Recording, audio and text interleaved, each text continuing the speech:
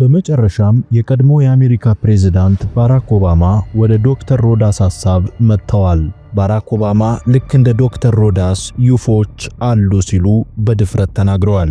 ባራክ ኦባማ በቅርቡ በሰጡት ቃለ መጠይቅ ስለ ኤሊየንሶችና ስላልታወቁ በራሪ አካላት ዩፎዎች የተናገሩት ንግግር በብዙዎች ዘንድ ከፍተኛ ትኩረትን ስቧል። የቀድሞ ፕሬዝዳንቱ በንግግራቸው ወቅት ሰማይ ላይ የሚታዩና ምንነታቸው በውል የማይታወቅ አካላት መኖራቸውን በግልጽ አረጋግጠዋል። እነዚህ አካላት እንዴት እንደሚንቀሳቀሱና ምን አይነት ቴክኖሎጂ እንደሚጠቀሙ እስካሁን ድረስ በሳይንሳዊ መንገድ ሊታወቅ እንዳልቻለ ገልጸዋል። ኦባማ ወደ ስልጣን በመጡበት ወቅት ስለነዚህ ጉዳይ ለማወቅ ከፍተኛ ፍላጎት እንደነበራቸውና የሚመለከታቸውን አካላት ጠይቀው እንደነበር አስታውሰዋል። በሚስጥር የተያዙ መረጃዎች መኖራቸውንም ለማረጋገጥ ቢሞክሩም ያን ያክል ግልጽ የሆነ የባዕድ ፍጡራን መገኛ ቦታ ወይም ቤተ ሙከራ ለመኖሩንም ተረድተዋል። ይሁን እንጂ በቪዲዮ የተቀረጹና በራዳር የተገኙ ያልታወቁ ነገሮች መኖራቸው ግን እውነት መሆኑን አብራርተዋል። እነዚህ በራሪ አካላት የሚጓዙበት ፍጥነትና የሚያሳዩት እንቅስቃሴ አሁን ካለን የሰው ልጅ ቴክኖሎጂ አንጻር ሲታይ እጅግ በጣም የላቀ መሆኑን ጠቁመዋል። አቅጣጫዎችን የሚቀይሩበት መንገድና የአየር ግፊትን የሚቋቋሙበት ሁኔታ ለባለሙያዎች ግራ የሚያጋባ ሆኖ መቆየቱንም ጨምረው ገልጸዋል። ይህ ሁኔታ ደግሞ ለብሔራዊ ደህንነት ከፍተኛ ትኩረት የሚሻ ጉዳይ መሆኑንም ጠቅሰዋል። ፕሬዝዳንቱ አክለው የሰው ልጅ እንዲህ ያሉ ነገሮችን በቁም ነገር መመርመርና መረጃዎችን በግልጽ ማውጣት እንዳለበት አሳስበዋል። ሳይንቲስቶችና ተመራማሪዎች እነዚህን ክስተቶች በጥልቀት በማጥናት ለሰው ልጅ ግንዛቤ እንዲፈጥሩ ጥሪ አቅርበዋል። እንዲህ ያሉ ምስጢሮች በታፈኑ ቁጥር የተለያዩ የግምት ወሬዎች እንደሚስፋፉም ሳይጠቅሱ አላለፉም። ስለ ኤሊየንሶች መኖር በግልጽ አዎ ወይም አይደለም የሚል ቀጥተኛ ምላሽ ባይሰጡም ያልታወቁ አካላት መኖራቸውን ማመናቸው ብቻ ትልቅ ትርጉም ተሰጥቶታል። ይህም ቀደም ሲል በፌዝ ወይም በቧልት ይታዩ የነበሩ ጉዳዮችን ወደ ላቀ የሳይንሳዊ ውይይት ደረጃ እንዲሸጋገሩ አድርጓቸዋል። ብዙዎችም ይህንን ንግግር እንደ አንድ ትልቅ የመረጃ መጋለጥ መጀመሪያ አድርገው ወስደውታል። ከዚህ በተጨማሪ ኦባማ በንግግራቸው ወቅት የሰው ልጅ በዚያ አጽናፈ ዓለም ውስጥ ብቻውን ስለመሆኑ ወይም ስላለመሆኑ ያለውን ጥያቄ በድጋሚ አስነስተዋል። ይህ ትልቅ ጥያቄ ወደፊት ለሚደረጉ ጥናቶችና ምርምሮች በር የሚከፍት መሆኑን አመላክተዋል። ቴክኖሎጂ እያደገ በሄደ ቁጥር የእነዚህ አካላት ምስጢር የመድረስ ዕድላችን ሰፊ እንደሚሆንም እምነታቸውን ገልጸዋል። በመጨረሻም ባራክ ኦባማ በንግግራቸው ወቅት ስለ ኤሪያ 51 የተነሳላቸውን ጥያቄም በፈገግታና በጨዋታ የታጀበ ምላሽ የሰጡበት ሲሆን በብዙዎች ዘንድም ትኩረትን ስቧል። የቀድሞ ፕሬዝዳንት ወደ ስልጣን እንደመጡ በመጀመሪያው የተጠየቁት ጥያቄ በዚያ ሚስጥራዊ ስፍራ ውስጥ የባዕድ ፍጡራን አስክሬን ወይም መንኮራኩር ስለመኖሩ እንደነበር በግልጽ ተናግረዋል። ይህ ጥያቄ ለብዙ ዓመታት በሰዎች ዘንድ ሲወራ የነበረን ሚስጥር ለማረጋገጥ ካላቸው ጉጉት የመነጨ እንደነበር አብራርተዋል። ሆኖም ኦባማ በሰጡት ምላሽ በኤሪያ 51 ውስጥ የታሰሩ ኤሊየንሶች ወይም የተቀመጡ የጠፈር መንኮራኩሮች አለመኖራቸውን በምርመራቸው ማረጋገጥ መቻላቸውን ገልጸዋል። ብዙ ሰዎች በቦታው ላይ የባዕድ ፍጡራን ቤተ ሙከራ አለ ብለው ቢያምኑም እሳቸው ግን እንዲህ አይነት ነገር እንዳላገኙ በጨዋታ መልክ ተናግረዋል። ይህ ንግግራቸው በአንድ በኩል የሚስጥራዊ ስፍራውን ዝና ከፍ ቢያደርገውም በሌላ በኩል ደግሞ ለብዙ ዘመናት የቆየውን የተጋነኑ ወሬዎችን ውድቅ የሚያደርግ ነበር። ፕሬዝዳንቱ በንግግራቸው መሃል ምንም እንኳን በዚህ ስፍራ ኤሊየንሶች ባይገኙም ሰማይ ላይ የሚታዩና በራዳር የሚቀረጹ ያልታወቁ በራሪ አካላት ግን መኖራቸውን በድጋሚ አረጋግጠዋል። እነዚህ አካላት ከኤሪያ 51 ጋር በቀጥታ የተያያዙ ባይሆኑም የቴክኖሎጂ ምንጫቸውና ዓላማቸው እስካሁን ድረስ እንቆቅልሽ ሆኖ መቆየቱንም ጠቁመዋል። ይህ ደግሞ በቦታው ላይ የሚደረጉ ምርምሮች ምን ያህል ሚስጥራዊና ለብሔራዊ ደህንነት አስጊ እንደሆኑ ያሳያል። ኤሪያ 51 በታሪክ ውስጥ እጅግ በጣም ሚስጥራዊ ከሆኑ የአሜሪካ ወታደራዊ መመርመሪያ ጣቢያዎች አንዱ በመሆኑ የኦባማ ንግግር ለቦታው አዲስ ትርጉም ሰጥቶታል። ፕሬዝዳንቱ ስለ ስፍራው ያላቸውን መረጃ ለሕዝብ ማካፈላቸው በሰዎች ዘንድ የነበረውን ጥርጣሬ በከፊል ቢቀንሰውም ሙሉ በሙሉ ግን እንቆቅልሹን አልፈተውም። ይልቁንም ንግግራቸው ሰዎች ስለ ሰማይ ላይ ክስተቶችና ስለ ቴክኖሎጂ እድገት ይበልጥ እንዲያስቡ አድርጓቸዋል። በተጨማሪም ኦባማ በዚህ ስፍራ የሚከናወኑ ተግባራት በሙሉ ለመንግስት በሚስጥር የተያዙ መሆናቸውንና ማንኛውም መረጃ በዝርዝር ለሕዝብ እንደማይገለጽ ፍንጭ ሰጥተዋል።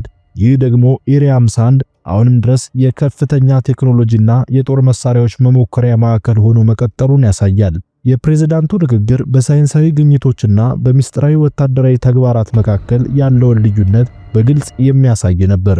ንግግራቸውን ሲያጠቃልሉም ስለ ኤሪያ 51 የሚነገሩ አንዳንድ ወሬዎች ከእውነት የራቁ ቢሆንም በቦታው ዙሪያ ያለው ሚስጥራዊነት ግን ሁልጊዜ ሰዎችን እንደሚያሳስብ ገልጸዋል። በዚህ ስፍራ የሚደረጉ እንቅስቃሴዎች ለሀገር ደህንነት ሲባል በሚስጥር መቆየት እንዳለባቸውና ይህም የተለመደ አሰራር መሆኑን አስገንዝበዋል። በዚህም ምክንያት ቦታው አሁንም ድረስ ለብዙዎች የጥያቄ ምልክት ሆኖ እንደቀጠለ ነው። በመጨረሻም ኦባማ ስለ ኤሪያ 51 እና ስለ ኤሊየንሶች የሰጡት አስተያየት በዓለም ዙሪያ ያሉ የጠፈር ተመራማሪዎችንና የማወቅ ጉጉት ያላቸው ሰዎችን በድጋሚ አንቅቷል። ንግግራቸው በሳይንሳዊ መረጃዎችና በመንግስት ሚስጥሮች መካከል ያለውን ሚዛን የጠበቀ በመሆኑ ለወደፊቱ የሚደረጉ ጥናቶች ትልቅ መነሻ ሆኖ ያገለግላል። የቀድሞ ፕሬዝዳንት ይህን ጉዳይ በግልጽ መድረክ ማንሳታቸው ራሱ ትልቅ እርምጃ ተደርጎ ይወሰዳል። በእርግጥ ስለነዚህ ልዩ ፍጡራን ዶክተር ሮዳስ በተለያዩ ጊዜያት ካነበቧቸው የኢትዮጵያ ብራናዎች በማጣቀስ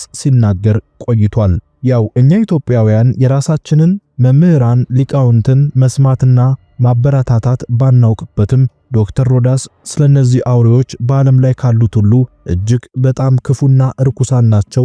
እነዚህ አውሬዎች አይጦችን፣ በምድር ላይ የሚርመሰመሱ እባቦችን፣ ጊንጦችን ሁሉ ይበሉ እንደነበር የኢትዮጵያ መዛግብትን አጣቅሰው ተናግረዋል። እስክንድር ቆሻሻና አስቀያሚ መልክ ያለባቸው ነበሩ ብሎ የሚገልጻቸው ሲሆን አስክሬናቸውን በጭራሽ ቀብረው አያውቁም ይላል። እንደውም ሴቶች በውልጃ ያስወጧቸውን ልጆችና ከወሊድ በኋላ የሚወገደውን ሁሉ ይመገቡ ነበር ይላል። እና እግዚአብሔርን የማያውቁ የማሰብ ባህሪ የተሳናቸው እንደ ንጣቂ አውሬዎች ሆነው ነው በዚህ ዓለም የሚኖሩት ብሎም ያስቀምጣቸዋል።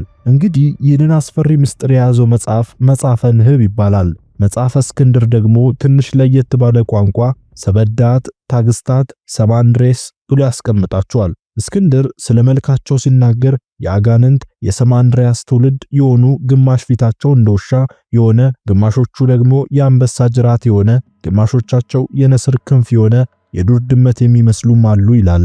እስክንድር የፊታቸውን አስፈሪነት ከገለጸ በኋላ አመጋገባቸውን ደግሞ ያስቀምጣል። ምን ይላል? አንዲት ሰዓት እንኳን የመብል እረፍት የላቸውም። የሥጋ ወገን የሆነን ያገኙትን ሁሉ ይበላሉ። ያገኙትን ከመመገብ በቀር ምንም አይሰሩም። በተጨማሪ የቅጠል ከስር ወገን ያሉትን ሁሉ ይመገባሉ ይላል። አስከትሎም እስክንድር 12 አይነት መልክ አላቸው ይላል። ሳርና ገለባን የሚቅሙ፣ የውሃ ደም የሚጠጡ፣ የአንበሳ፣ የላም፣ የአውሬ መልክ ያላቸው ናቸው ይላል በዜና እስክንድር። እና በባህር ውስጥ ያሉትን ንጹህንም እርኩሱንም ይጨርሳሉ ይላል። የአውራሪስም ፊት የሚመስል ደግሞ የእንጨቶችን ስሮችን ደረቁንም እርጥቡንም የሚበሉ አሉ ይላል። እሳትን ደግሞ እንደ ውሃ ይጠጣሉ።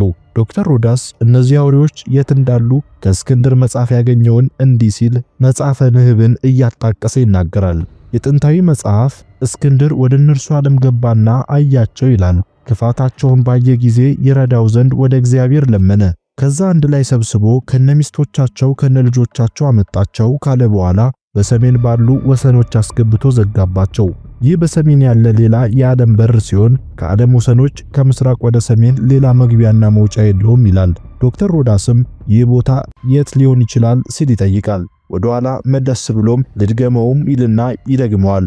በሰሜን ባሉት ወሰኖች አስገብቶ ዘጋባቸው። በሰሜን ያለ የዓለም በር ነው ይላል። መውጫ የለም፣ መግቢያም የለም። በሰሜን ያለ የዓለም በር ውስጥ ነው። ሁሉንም በየመልካቸው በየአይነታቸው የሰወራቸው እግዚአብሔር ነው ይልና በስጋና በነፍስ ያለው በምድር ውስጥ ያለው ሁሉ ያሳልቅ እስከሚያወጣቸው ድረስ ሰወራቸው ይላል። እነዚህ ፍጡራን እግዚአብሔር ሰውሯቸዋልና የሚያወጣቸውም ቀን አለ ብሎ ነው የሚዘጋው። ዶክተር ሮዳስ እነዚህ አውሬዎች እሳትንም ሆነ ብረትን እንደማይፈሩ ያብራራል። በምድርም በተራራም በጉድጓድም ስር ምንም የሚደበቅ የለም ይልና እስክንድር እነዚህ ከወጡ ሰው እንደማይተርፍ ስላወቀ ስለ ሰው ልጆች እንደጸለየም ያብራራል። እና ያለ ጊዜ ወጥተው ጥፋት እንዳያደርሱ ሕዝብ እንዳያልቅ ወደ እግዚአብሔር እየለመነ በተገለጠለት መልኩ ሄደ ይላል። እና የሀገራቸውን ጥንካሬ አጥሩ እስከ ጨለማው ምድር ድረስ አለት እንደሆነ አየ ይላል። ነገር ግን ቅድም መግቢያ መውጫ የለውም ብያቸዋለሁ እና አንዲት በር ብቻ አለች ይላል። ወደ እነርሱም መግቢያ የምትሆን 22 ክንድ የምትሆን መውጫ አለቻት ይላል። እና እስክንድር ሀገራቸውን ሲያይ በጣም አስፈሪ ገደል፣ ሰንከልካላ፣ ድቅድቅ ጨለማ፣ በረዶ የበዛበት ነው።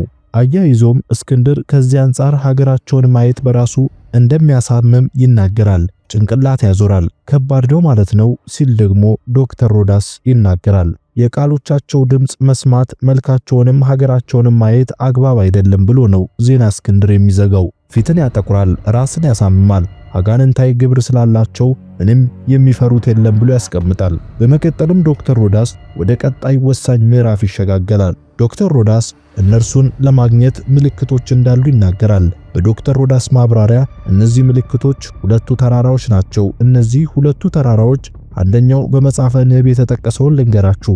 መጽሐፈ ንህብ ላይ እስክንድር ይላል፣ በለቅሶ ወደ እግዚአብሔር ከጸለየ በኋላ እግዚአብሔር ጸሎቱን ሰምቶ ሁለቱን የሰሜን ልጆች የተባሉትን ግዙፍ ተራራ አዘዘ ይላል። በመካከላቸው 12 ክንድ ያህል ክፍተት በመተው እርስ በርስ እንዲጠጋጉ አደረገ ይላል። አሁን ያን ዓለም ነግሬያችኋለሁ። በሩን አይታችኋል፣ ቦታውን አይታችኋል። ከዛ ተራራ መጣና ተራራውን እንደዚህ ገጠመ እና ሲጋጠሙ ግን ትንሽ 12 ክንድ ክፍተት አለው፣ ከተራሮቹ ወደ ተራሮቹ ማለት ነው። ከዛ በኋላ ከፊት ለፊታቸው ብርቱ ግንብ ሰርቶ የናስ በር ሰራ ይላል። በውስጡም በውጭውም ቴስላክ የሚባል ዘይት ቀባው ይላል። የብረት ማዕድ አምጥቶ ዘጋባቸው። በኃይል ለመክፈት ቢታገሉ ራሱ መነቃነቅ አይችልም። ሙከራ ሊያደርጉ ይችላሉ፣ ግን ፈጽሞ ሊያነቃንቁት አይችሉም። በእሳት ለማቅለጥ ቢፈልጉ ራሱ ያ በጥበብ የተሰራው በር ተመልሶ እሳቱን ያጠፈዋል። ለአጋንንትም ለመሳሪያቸውም የማይበገር በማናቸውም የማይሸነፍ በር ነው ብሎ ያስቀምጠዋል። ዶክተር ሮዳስ ስመረምር ያገኘሁትን ነገሮችን ላጋራችሁ ሲል ይቀጥላል። ይህ የተዘጋባቸው የብረት ማዕድን ምንድነው የሚለውን ሲመረምር መጽሐፈ ምህን ላይ አንድ ነገር ያገኛል። አስከትሎም የእስክንድር መጽሐፍን ካነበብኩ በኋላ አልማዝ እንዳልሆነ አውቄያለሁ ሲል ማዕድኑ አልማዝ እንዳልሆነ ያብራራል። የጥንት ኢትዮጵያውያን በማዕድኑ ሳይንስ በጣም የተራቀቁ ነበሩ እና ምን ጽፈዋል የሚለውን ነገር ፍተሻ ሳደርግ አንድ ጥንታዊ ማዕድን ጽሑፍ ላይ ይህ የገጠሙት ድንጋይ ምራውተ እብን ይባላል፣ የድንጋይ ቁልፍ ማለት ነው። እንደገና ደግሞ ህልቀተ ንጉስ የንጉስ ቀለበት የሚባል ማዕድን ነው ብለዋል። እንደገና ማይመተ እስክንድር ብለውም ጽፈዋል። ስለዚህ እስክንድር የዘጋባቸው አውሬዎች ጎግና ማጎግ እንዳይወጡ ምራውተ እብን፣ እብነ መሐሪክ፣ ህልቀተ ንጉስ፣ ማይተመ እስክንድር በሚል ስያሜ በተሰጠው ማዕድን ነው የተቆለፈባቸው። እነዚህ ማዕድኖች በጣም ከባድ ፓወርፉል ማዕድኖች እንደሆኑ ዶክተር ሮዳስ ይናገራል። እሳትም ሊያቀልጡ አይችልም እና የኢትዮጵያውያኑ ጽሑፍ ምን ይላል? እነዚህ ማዕድኖቻቸው አብዛኛውን ጊዜ የሚገኙት በበረሃ ውስጥ ነው። አረንጓዴ የሚመስል ማዕድን ነው፣ ሲወቀጥ ግን ቀይ ቀለም ይወጣዋል። በተለይ ደግሞ ማታ ከተመታ ይላሉ የኢትዮጵያ የማዕድን ሊቃውንት፣ ማታ ሲወቀጥ ብልጭ ድርግም ወይም እልም የሚል ብርሃን ይታያል። ትንሽ ለየት የሚያደርገው ይህን ማዕድን ውስጡ ሲፈረከስ የንስር ስዕል አለበት። ንስር ክንፉን ዘርግቶ ማዕድን ውስጥ ይገኛልና ስዕለ ብርሃን ዘንስር ይባላል። በብርሃን የታተመ የንስር ቅርጽ ማለት ነው። ለዚህ ነው ማይተመ ንጉስ የሚባለው። ይህን ማዕድን አባ አንጦስ የመጀመሪያው ርዕሰ መነኮስ ካረፉ በኋላ አባ መቃርስ ሲተኩ መልአኩ በአምሳለ መነኩስ መስሎ መርቶ ይህንን ድንጋይ ለአባ መቃርስ እንዳሳያቸውና ኢትዮጵያውያኑም እንደጻፉት ዶክተር ሮዳስ ተናግሯል። ይህን ኃይለኛ ክቡር ድንጋይ ስዕለ ንስር የንስር ስዕል ቀርጸው ነጋሪትና መሰንቆ ላይ ይቀርጹታል። ይህን ሲያደርጉበት በጣም ድምፁ ኃይለኛ ስለሆነ አውሬዎቹ ሲሸሹ ይኖራሉ ይላል። እስክንድር ይህን ድምፅ ያሰማቸውና እነዚህ አስፈሪ ፍጡራን ጥፋት እንዳያደርሱ ቆለፈባቸው ይላል። ዶክተር ሮዳስ መቼ ይመጣሉ የሚለውን ነገር ደግሞ ወደ ማብራራቱ ይገባል። ከዛ በፊት ግን 22 ናቸው ይላል። ባሉበት ዓለም ውስጥ 22 ነገስታት ናቸው እና ስማቸው በመጽሐፈ ንህብ ላይ ተጽፏል።